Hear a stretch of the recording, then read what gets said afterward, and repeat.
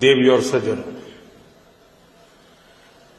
कल रात ही मैं जापान और चीन की यात्रा करके वापस लौटा हूं।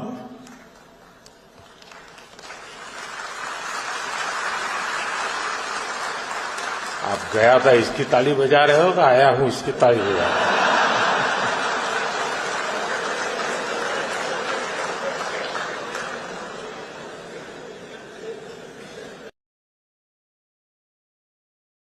তবে সেটা আমাদের সিকিউরিটির ফল্ট বলতে হবে, এবং সিকিউরিটির ফল্ট, এবং সেটা শুধু সিকিউরিটির ফল্ট না, সেটা একটা বিরাট ঘটনা হিসেবে যুক্ত হবে। তো সেই ঘটনা নিয়েই আজকে আমার মূল বক্তব্য। এসসিও 2025 এখানেই শেষ। এসসিও 2025 কোথায় হলো, হোস্ট কান্ট্রিকে, সমস্ত কিছু শেষ। এবার আসছি আমরা নেক্সট পার্ট, সেটা হচ্ছে এসসিওতে প্রধানমন্ত্রীর কি সিকিউরিটি কি প্রবলেম হচ্ছিল। অ্যাকচুয়ালি সেটা ঘটনা যেটা উঠে আসছে সেটা হচ্ছে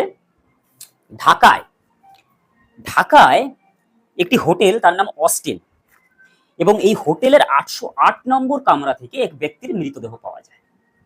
সেটা কবে? সেটা 31 অগস্ট। দেখো, যেদিন এসসিও শুরু হয় ঠিক সেই দিন 31 অগস্ট পাওয়া যায়। এবং সেই হোটেলের সেই ব্যক্তির মৃতদেহ আনতে চলে আসে সিআইএর এজেন্ট, এবং সিআইএর এজেন্ট সেখান থেকে সেই ব্যক্তির মৃতদেহ এবং তার সঙ্গে বহু জিনিসপত্র নিয়ে রাতারাতি সেখান থেকে চলে যায়। ঘটনাটা যতটা না অদ্ভুত, তার থেকে বেশি সন্দেহজনক। কেন আমি সন্দেহজনক বলছি? তার কারণ এই ঘটনাটার পিছনে সেই ব্যক্তিটার আসল উদ্দেশ্যটা কি ছিল সেটা জানা গেল না, এবং যাতে জানা না যায় তার জন্য যিনি ঘটনাটাকে পুরোপুরি ধামাচাপা দেওয়া, এবং তার মধ্যে সবথেকে বড় এজেন্সি, পৃথিবীর সবথেকে বড় এজেন্সি সিআইএ, তার হস্তক্ষেপ। তাহলে সেই ব্যক্তিটা কে? অ্যাকচুয়ালি ব্যক্তিটার নাম হচ্ছে টেরেন্স জ্যাকসন, এবং তিনি সিআইএর এজেন্ট।